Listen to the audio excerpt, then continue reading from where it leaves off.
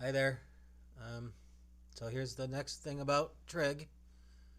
We just got done talking about finding angles and finding sides in a triangle when the triangle was a right triangle and using sine, cosine, and tangent.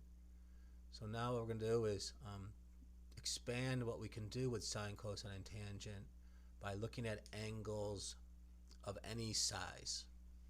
And to do that, we're going to need to bring out the xy axis and put our angles on there.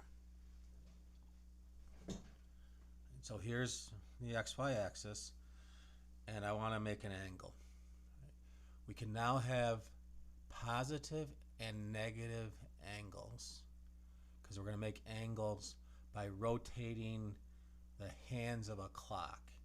If we rotate in a counterclockwise direction, the angle is going to be positive.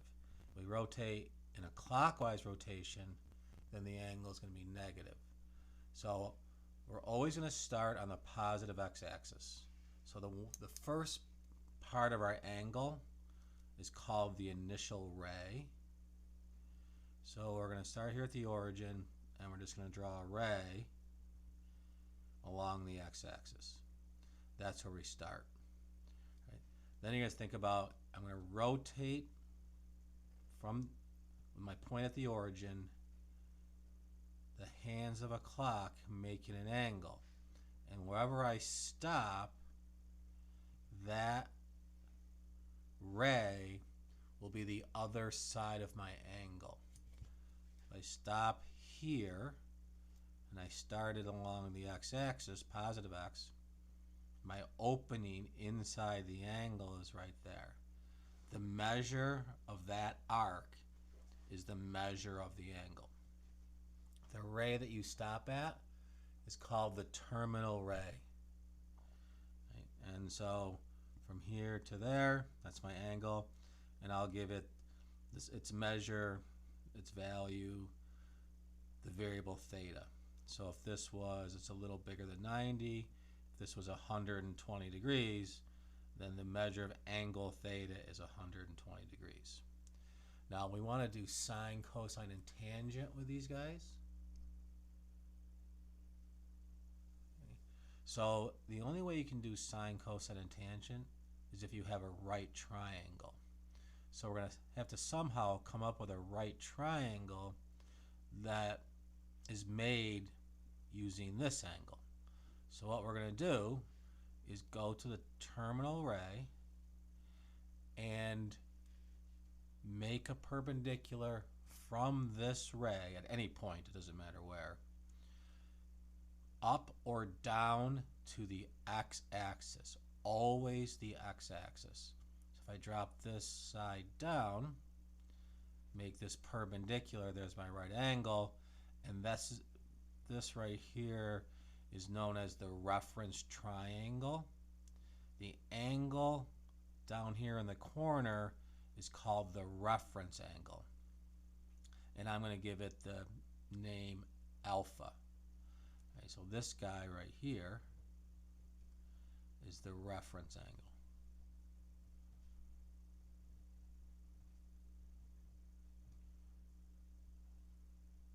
This angle, alpha, is going to be used when we're trying to find the sine, cosine, and tangent, or the rest of them, with angle theta. And that's kind of where we're going. It'll take us a little while to develop that, because first we need to figure out how to make angles of any size.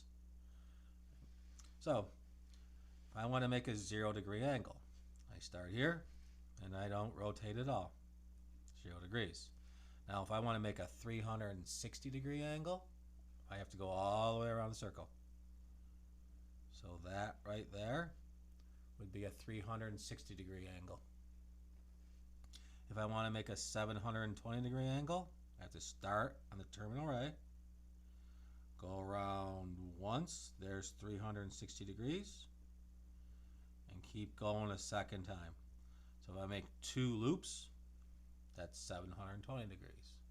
If I want to make a negative 360, I start here and I go around this way and stop back where I started. So in this case, the terminal ray and the initial ray would be the same thing. So I can make any multiple of 360 going in the positive direction and any multiple of negative 360 going in the clockwise direction, just going around and around and around. And that's how I make big angles. If I want to make a 90-degree angle, I always start with my initial ray on the x-axis. I then rotate the hand of the clock 90 degrees, which is 1/4 turn. So right there, that right there is a 90-degree angle.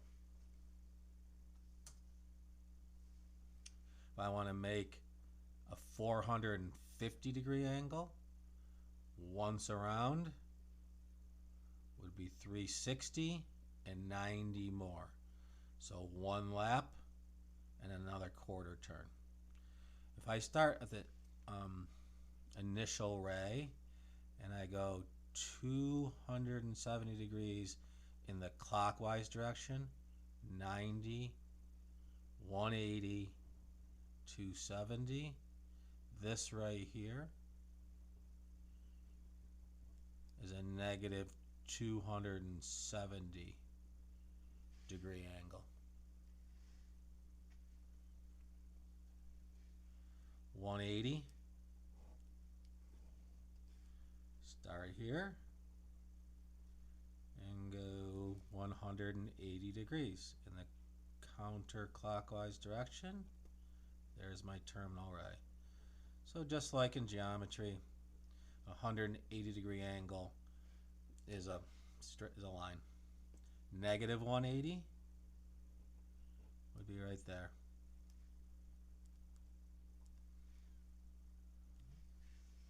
.270, start at the positive x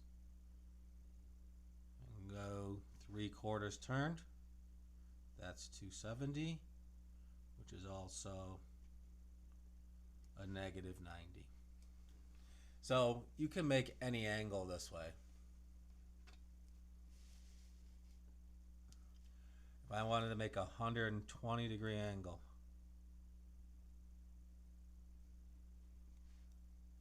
initial ray, 90 and 30 more, stop there.